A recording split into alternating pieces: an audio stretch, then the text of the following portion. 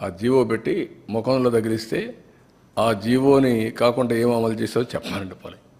నేను స్ట్రైట్ కోసం అడుగుతున్నా, ఆయన బాడీకి గట్టేసి తిప్పుతాం ఆ జీవోని. ఏ జీవో ఇచ్చాడో మీరే చదువుకోండి ఒకసారి పేపర్ వాళ్ళు.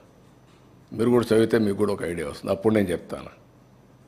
ఇలాంటి నేరస్తులకి నేను చెప్పేది ఏంటంటే, బాబాయిని చంపి నారాసుర రక్త చరిత్ర పెట్టేసి తప్పించుకోవాలని ప్రయత్నం చేస్తే అన్నిటిని జరగవు. ఎన్ని తప్పుడు పనులన్నీ చేసి వేరే వాళ్ళ మీద దోసేయాలనుకుంటే జరగవు. ఆ రోజులు అయిపోయినాయి.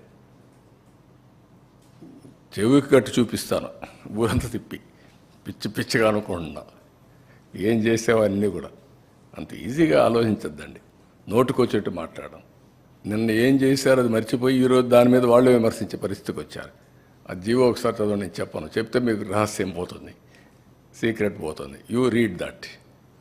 What issued the GO in private colleges, you read that, then మాట్లాడదాం. పబ్లిక్లోకి పర్టికులర్గా ప్రభుత్వం మీద ఒక నెగిటివ్